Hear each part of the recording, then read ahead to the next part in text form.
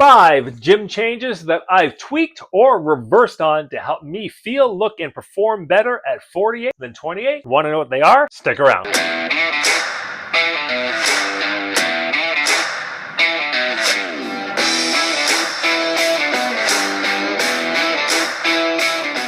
So overall, there's 5 really big changes that either I've started doing more consistently or doing at all, or that I've completely 180'd and reversed my take on when it comes to the gym, based on just modern exercise science and just based on results that I've been getting.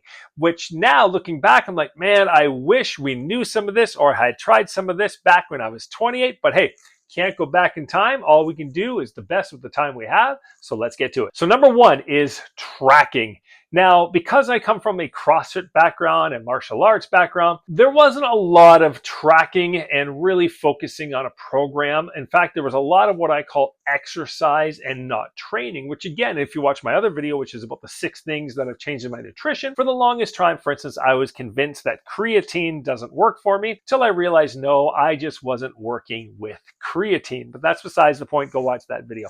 But tracking has been very helpful, and I track everything. And I'm pretty detailed in my tracking now. So I'll track the exercises. I make lines if it's a superset. If I'm using a leg press, for instance, I go to 2 different gyms.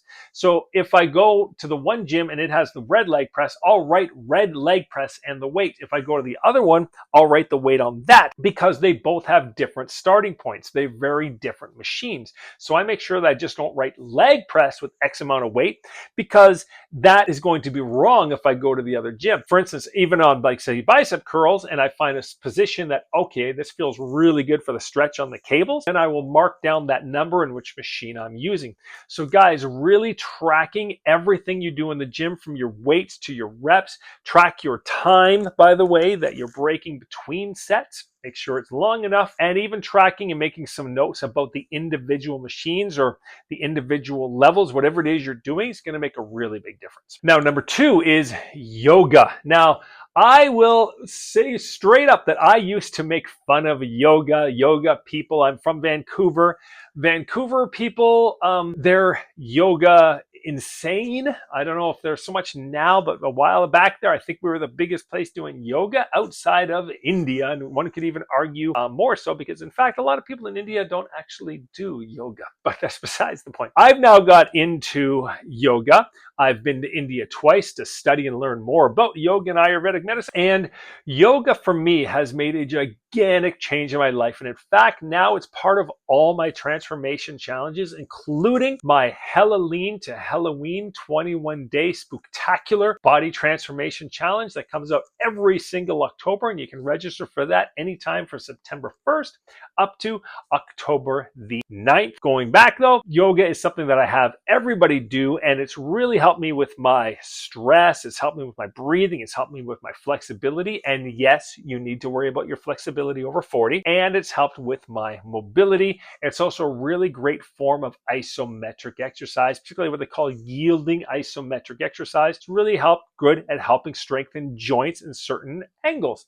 So I would seriously suggest, if you're a guy and you're like, no, I'm not into yoga, you become a yoga guy, okay? And I'll tell you this too, sometimes there's some really hot girls in yoga classes, and I've hooked up with more than my share of hot yoga girls in yoga classes. Of course, that was before I was married.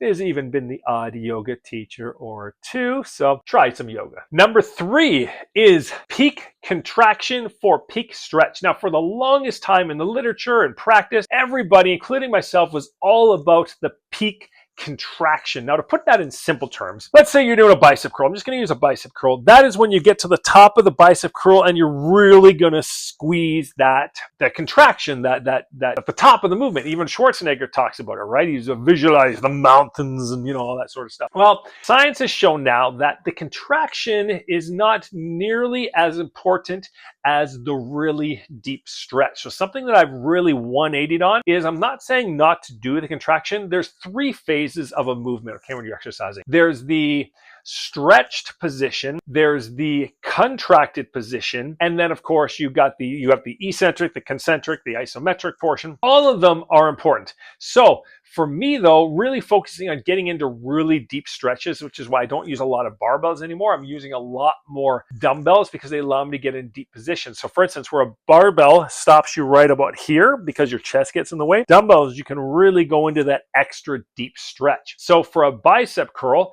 it's something like using, say, an incline bench where you're leaning back, so you get that arm goes a little bit behind you, so your elbow is not just beside you like in a traditional dumbbell curl standing. It's actually a little bit behind you, which gives you, again, just a little more stretch to the bicep, and then bringing it, again, all the way up to contraction, but then letting it go back and really stretching out at the bottom. And so I've made sure to really add a lot of deficit lifts into my lifting to really make sure that I'm getting the peak stretch on everything from my lunges to my biceps to my chest to my lats. Number 4 is really focusing on ab work, and that's not the same thing as core work. Really making sure that I am doing things to contract my abs. That means bringing my chest to my pelvis or bringing my pelvis up to my chest. For the longest time, guys, like I said, I was into CrossFit. I was a big believer, and I was quoted, you can quote me saying, all you need to do is the big compound movements to build a strong core, yada, yada, yada. And that is very true, but it's not the way that you get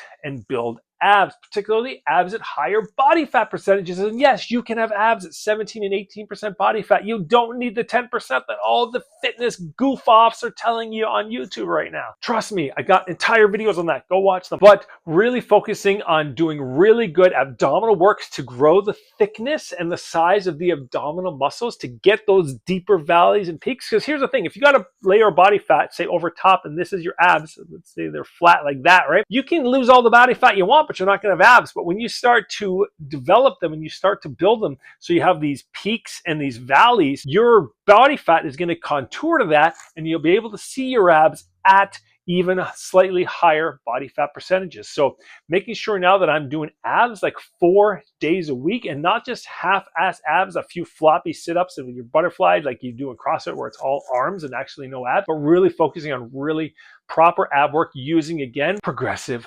overload. And finally, number 5 is using tools such as straps and foot wedges and belts. For the longest time, guys, I was very anti a lot of tools. Again, going back to my functional fitnessy sort of days. But now I use straps on almost any pulling exercise. In fact, I go out of my way a lot to go, how can I actually not use my grip on this particular exercise? So how can I do something so I really hit the lats and exhaust them before my fingers exhaust? Not saying to not do grip exercises, they're important, but by adding in some straps, you are going to be able to lift heavier weight, or you're going to be able to do more reps, if not both. Adding things like wedges under my feet really helped me, again, get that really deep stretch. So just with my, to be honest, still somewhat limited mobility on the lower half of my body allows me to get into that really deep stretch, which is really, improve my knee strength and actually improve I never had knee pain, but it's just actually really helped my knees just feel stronger and feel better. And it's also just been helping me actually started to add some size and some strength to my lower body by making sure I get into these really deep stretches, and I do that by using certain tools. I'll also use a belt a little more often than I used to as well. Again, only using on really heavy lifts like squats and deadlifts, but the one time I did hurt my back is because why? Well, I wasn't using a belt when I should have on a 1 rep max. Now, I'll add in a bonus one here, partials. I now do a lot more partial reps. Now, there's a right way and a wrong way to do partial reps for the most part. A lot of times, we'll just bench press. A lot of times, this is what people do for partials, right? From the top, halfway. That, guys, is the better part of doing nothing. No, what I'll do now is when I'm done and I've reached technical failure, I'll come down, hold that nice deep stretch, and I'll do a maybe halfway up and back down. Hold the stretch for 1 or 2 seconds, halfway up and back down. I'm adding in, we talked about it earlier, but adding in those lengthened partials when you are done and you cannot perform any full reps anymore. So doing some half reps, but from the proper position, is going to be a game changer, especially if you've been training for a long time and maybe your muscle growth, like everything else, is slowed down. That's going to really help you get some of those newbie gains right back. So there you go, guys. Those are the 5/6 things that I've changed, tweaked, or completely reversed on in the gym. Let me know, are you going to try any of them? Are you doing any of them? What would you add to this list? Let me know in the comments below. And of course, follow me next time to live leaner, stronger, longer, and of course, a hell of a lot better. Talk to you again soon. Hey guys, thanks for watching. And if you like this video, make sure you check out this one right here. And when you're at the gym, driving, out on a walk or run, and you want to hear lots more great content put in your ears, make sure to check out my Barbells to Buddhas podcast on your favorite podcast app.